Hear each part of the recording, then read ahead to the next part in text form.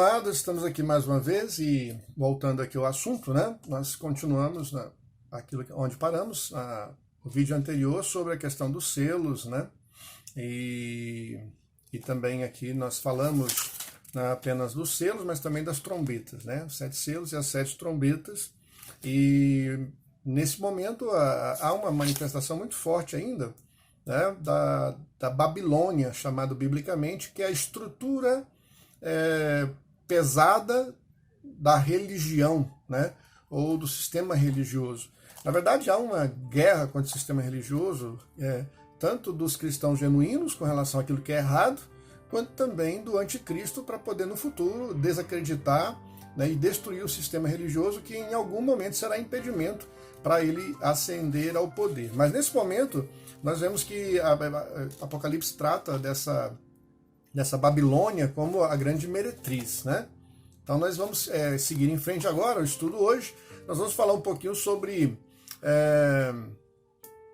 a ferida, né, que acontece, o atentado contra o anticristo com a sua cura aparentemente milagrosa, né? Depois o diabo é lançado dos céus, enfim, é nessa sequência que nós vamos aqui até chegar no momento ainda já no finalzinho, né? Nós estamos chegando ao final da metade da grande tribulação, quando acontecerá o abominável, né, da desolação dito na palavra do Senhor de Deus em Daniel. Em Apocalipse 10, no verso 1, a gente viu assim o texto, né? E vi outro anjo forte descendo do céu, envolto em nuvem, com o arco-íris por cima de sua cabeça. O rosto era como o sol e as pernas como colunas de fogo, e tinha na mão um livrinho aberto. Pôs o pé direito sobre o mar e o esquerdo sobre a terra, e bradou em grande voz, como ruge um leão, e quando bradou, desferiram os 7 trovões as suas próprias vozes. Logo que falaram os 7 trovões, eu ia escrever, mas ouvi uma voz do céu dizendo: guarda em segredo as coisas que os 7 trovões falaram, e não as escrevas.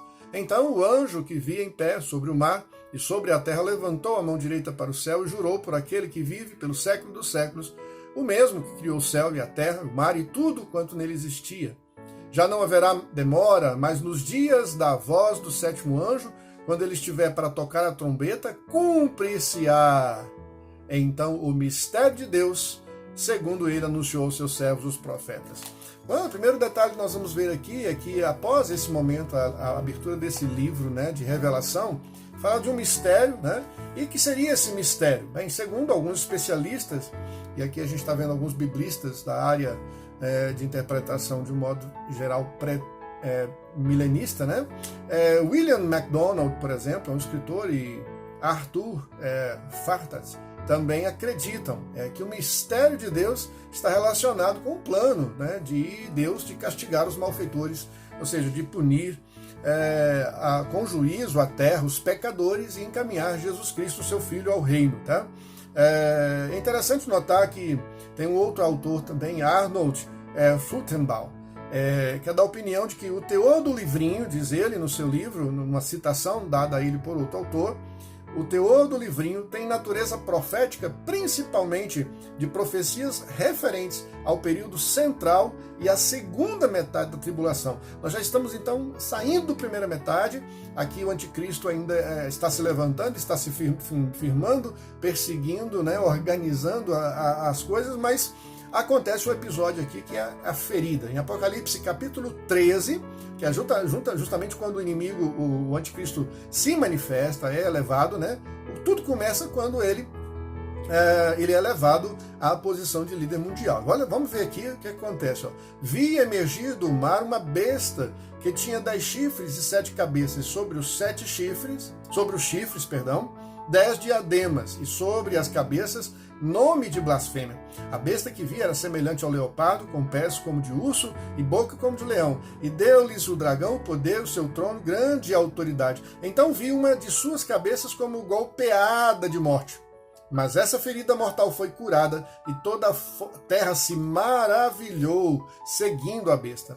Então a primeira questão aqui é a ferida da besta, né? Segundo os estudiosos, essa besta, né, que segue aqui, ela é levantada, e defendem a ideia aqui exatamente que esteja relacionada ao restabelecimento do Império Romano, de alguma forma, né? Ou seja, o restabelecimento do Império Romano poderia não levar as pessoas realmente a ponto de adorá-lo como Deus, né? Por outro lado, a ressurreição do anticristo é que causará essa adoração. Então não é o fato de ser atingido tão somente, porque isso acontece com todos, né? Mas o anticristo será um líder que será levantado e ele milagrosamente ou soberanamente ou de forma, né, por forma de astúcia ou artifício humano, não sabemos, mas aqui o texto diz que é pelo poder, né, do próprio diabo, né, no caso dá a entender que ele milagrosamente ele se recupera. Em Apocalipse 13, versículo 12, né, fala da primeira besta, né, cuja ferida mortal foi curada. Um outro autor chamado John Waldrop, ele tem a seguinte explicação. Ele diz que o último governador sofre uma lesão que normalmente seria fatal, mas é curado milagrosamente pelo diabo. Fechando aqui a fala dele no parágrafo, diz assim: o último governador do mundo chegará ao poder através de uma cura sobrenatural e milagrosa realizada pelo diabo. Então isso vai fortalecer o poder do diabo aqui, é manifesto nitidamente na pessoa do anticristo, né?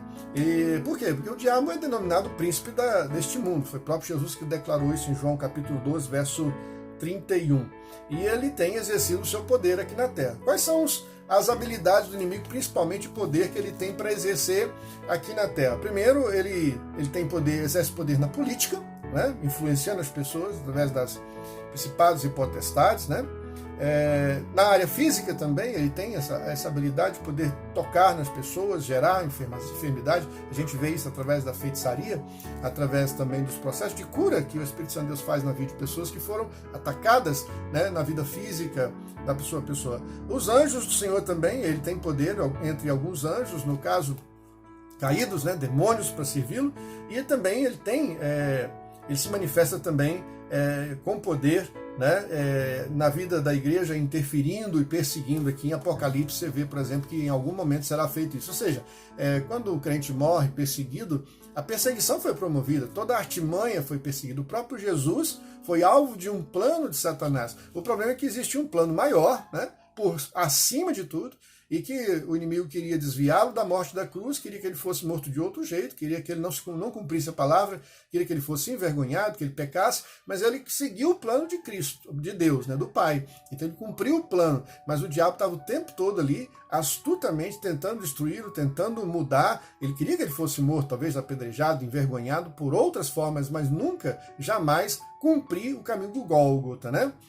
Interessante que, por que o inimigo tem esse poder? Bem, primeiro que, de alguma forma, nós estamos falando do mundo sobrenatural e há poder, né? Que foi dado por Deus a todos os seus anjos, e Satanás não é diferente. Ele não tem mais a glória, não é mais glorificado, não está mais acessando, né, os mesmos poderes que ele tinha antes, possivelmente, mas ainda assim ele é um anjo, sempre foi um arcanjo, né, forte, um querubim, aliás, né, e ele era forte, então muito poderoso. Nós não entendemos exatamente como isso se aplica, né? A não ser que a gente vai estudar isso especificamente em angelologia, a gente vai entender um pouco melhor, mas não é o nosso caso. Mas o poder dele, então, está aqui nesse momento aplicado, né, a fazer o mal. E ele realmente é experiente, né? Existe desde antes do ser humano, os anjos já existem, acumularam sabedoria, conhecimento, entendimento, e o inimigo as artimanhas de como destruir o mundo, como manipular. É interessante que a gente pode notar também que essa ilustração, né, que o livro fala do poder de cura da besta, feita pelo diabo, né, ela poderia ser algo feito a nível de tecnologia. Por exemplo, o verso 11 do capítulo 10, né, fala assim, lá de livro Voltando da Palavra de Deus, né, lá no Êxodo, diz assim, ó: Faraó, porém, mandou vir os sábios e encantadores, e eles, os sábios do Egito, fizeram também o mesmo com as suas ciências ocultas. Então havia uma simulação, né, ainda que fosse sobrenatural ou natural, com artimanha, fantasia, espécie de magia, mas houve uma tentativa de imitar o poder de Deus. Mas prevaleceu no final o poder do verdadeiro Deus, não é isso? Com esse ataque, o anticristo, basicamente, ele é dado como morto, ou seja, vai, né, praticamente à morte, só que antes ele se livra, né, de uma forma sobrenatural aqui. De qualquer modo, então, o mundo vai ficar admirado, tá, pela cura do ferimento mortal do anticristo, e por isso muitos passarão a adorá-lo. A gente não sabe exatamente qual isso, até vimos aí algumas encenações de filmes, de novelas, reproduções semelhantes, mas os filmes e as novelas não são necessariamente, não seguem uma ordem cronológica, não sabem exatamente, e quando não tem uma definição do que vai acontecer, eles preenchem, né, com a licença que eles têm de manifestação poética, e aí é que complica as coisas. Esse é o mesmo perigo, alguns teólogos tentarem preencher o espaço com aquilo que não sabe. Quando eu estou fazendo suposições, eu estou falando de possibilidades, dentro de uma linha de tentarmos sermos mais literais possível, apresentar aos queridos, às minhas ovelhas, aos meus colegas, aos meus irmãos que possam estar ouvindo, onde estiver, né, uma ordem cronológica dos fatos. Bem, como nós já falamos também, nesse episódio agora, já no finalzinho da primeira parte desses 3 anos e meio, que o diabo é expulso dos céus, segundo está em Apocalipse 12, verso 10, e também no verso 12, diz assim, agora veio a salvação, o poder, o reino do nosso Deus e a autoridade do céu, do seu Cristo, pois foi expulso o acusador de nossos irmãos, o mesmo que os acusa de dia e de noite diante do nosso Deus. Por isso festejai, ó céus, e vós que neles habitais, ai da terra, do mar, pois o diabo desceu até vós, cheio de grande cólera, sabendo que o pouco tempo lhe resta. Então aqui é o contra-ataque, que Apocalipse vai narrar isso, né? Ou seja, ele vai declarar exatamente que, quando a gente lê o livro de Jó, por exemplo, e vimos ali que achamos estranha aquela história, que o diabo comparece diante de uma reunião dos anjos e acusa Jó, é uma visão, exatamente, Jesus citando Jó, ele homologou e aprovou. Então o fato de Jó realmente existiu, é uma história da época ainda dos patriarcas, né? Mesma época ali, semelhante a Abraão, Isaac, Jacó, etc. É uma época que não existia o culto, não existia o povo, não necessariamente de Israel, mas é um tempo em que fala de um episódio em um homem da terra. Quando o texto falando que o diabo se apresenta diante de Deus ali para verificar, passear no céu, Deus olha para ele e está se relacionando com ele. Não é um relacionamento de amizade, mas de alguma forma o inimigo está ainda presente ali. Ezequiel vai falar dessa queda dele, né, que ele foi lançado aqui na terra, e segundo os estudiosos, se cumpre aqui em Apocalipse. Bem, eu não vou entrar no mérito se isso já aconteceu, o fato é de que vai acontecer de forma definitiva, né, o processo agora da descida dele, o diabo lançado dos céus nesse período de grande tribulação para realmente se manifestar. Aliás, os satanistas, tanto nos filmes quanto nos livros, né, nas biografias de grupos satanistas, eles estão até hoje também, de alguma forma, aguardando a manifestação, né, do anticristo, ou do Satanás. E aí que vem a questão, nós estamos aguardando a manifestação do Cristo, não é isso? Na sua vinda, na sua segunda vinda. Ok? E de alguma forma nós estamos esperando que ele venha. O que é o anticristo? É exatamente aquele que vem antes de Cristo, sendo contrário a Cristo, ou seja, que engana o povo, é o enganador. Então faz sentido aqui que o diabo seja lançado do céu e que esse texto se cumpra aqui exatamente. Então, aí há um contraste aqui muito interessante entre a alegria dos céus, né? Porque de alguma forma o inimigo é lançado na terra, então ele deixa de acusar os santos na presença de Deus. Por outro lado, ai da terra e dos mares, né, das pessoas que estão na terra, porque vão sofrer com grande fúria do inimigo. É interessante que todo aquele, diz aqui o autor, ele diz assim, todo aquele que estiver vivendo sobre a terra, principalmente os crentes, precisam estar atentos, pois o diabo estará mais hostil do que antes esteve, tá ok? E é nesse momento de descida, então, do diabo ser lançado aqui, que pelo poder, né, concedido, aqui não fala que ele será visível, né? Não sabemos exatamente não diz aqui que ele vai ser visível, mas ele será, digamos assim, ele dará todo o seu poder, toda a sua capacidade para trabalhar exatamente agora com o anticristo. O anticristo é manifestação desse poder paralelo, desse reino das trevas, que na pessoa aqui do Satanás. Então o anticristo, ele vai perpetuar, a partir de agora, começa então nesse estudo agora, e no próximo eu já fecho aquela questão do acordo de Israel, né? Então é nesse momento que o anticristo, juntamente com os 10 reis aqui, que são estabelecidos, né? Ou seja, com a igreja, vai destruir a igreja mundial, né? A igreja universal, chamada cristã, e instituir, então, acabando-se com o cristianismo e inclusive, parece-me, com outras religiões, e titulando assim uma nova religião. Já existem alguns estudos, alguns comentários, inclusive do Papa, em relação a isso, a uma nova ordem mundial, coisa que a gente poderia estudar em outro momento, a um novo momento onde as religiões têm que se respeitar, etc. e tal. E é nesse momento, então, parece bastante lógico que a gente, então, entende o seguinte, que esse episódio vai acontecer exatamente na metade da tribulação, já no finalzinho da primeira parte. A mesma época em que o anticristo se proclamará o ditador mundial. Quando, então, o anticristo vai se declarar, digamos, o líder mundial? É quando acontece, então, a passagem de Daniel 9, 24 a 27, né, mostra que o início da tribulação será o ato de assinatura do acordo entre o anticristo e Israel.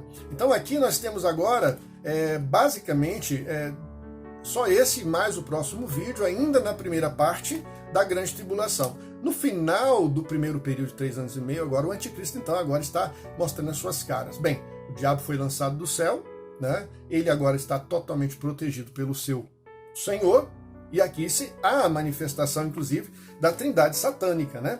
É curioso notarmos aqui, deixa eu ver aqui rapidamente, que nós vamos estar participando, então, desse processo. Eu vou falar isso um pouco mais à frente, mas eu quero chamar a atenção aqui, ó. O anticristo será o precursor da aliança e assumirá o poder no Império Romano. Lá em Daniel 7 e 8 fala sobre isso, tá? Daniel 9 e 7 diz assim: fará firme aliança com muitos por uma semana. Essa semana terá duração de 7 anos. Então é o período da grande tribulação, né? Só que, no entanto, o anticristo enganará Israel, pois lemos também aqui que o texto diz assim, ó: na metade da semana fará cessar o sacrifício e as ofertas de manjares. Ou seja, ele fez uma proposta de paz por um período, mas na metade do caminho, ou seja, no final dos 3 anos e meio, cessa. Então é nesse período, início, né, do final da primeira semana, que há esse acordo, foi feito, e agora esse acordo, então, é rompido nesse momento, já no final do primeiro período da grande tribulação, dos primeiros 3 anos e meio. Em Daniel 11:45 diz assim, ó, o anticristo seguirá da Europa para a terra de Israel, ou seja, daquela região para baixo, né? Então, armará suas tendas palacianas entre os mares contra o glorioso Monte Santo, mas chegará ao seu fim e não haverá quem o socorra. A impressão que tem, então, que o anticristo entrará na Terra Santa na segunda metade da tribulação e decretará o fim da realização de sacrifícios. E aqui eu encerro esse vídeo, que já está ficando um pouco longo, né? O anticristo inicia como protetor de Israel, mas em seguida torna-se perseguidor do povo, é um traidor. Por isso, ele é dessa profanação que é dita pelo profeta, acontece quando ele coloca a sua imagem no templo judeu, a imagem que na Bíblia é chamada de abominável da desolação. E é nesse momento, então, que a abominável da desolação representa o bárbaro, né? Um ato bárbaro da idolatria realizado no santo templo de Deus. É curioso notar que no ano antes de Cristo, 168 a.C., já houve um momento similar para alguns que acreditam que Apocalipse não vai se cumprir, que isso texto já aconteceu na história, né? É exatamente quando Antíoco Epitáfio, né, erigiu um altar a Zeus, para Zeus no templo de Jerusalém, e sacrificou inclusive porco, que é um animal impuro, lá naquele local. Mas não é isso que o texto está dizendo. Aparentemente, o texto realmente de Apocalipse aponta para o fim. Esse caso de Antíoco Epifânio não preenche todos os quesitos de Apocalipse. Então isso acontecerá aparentemente na segunda metade do período da tribulação. É o assunto do próximo vídeo, não perca, nós estaremos aqui, eu vou te contar um pouquinho mais sobre isso nessa visão pré-tribulacionista, pré-milenista. Que Deus te abençoe e até o próximo encontro.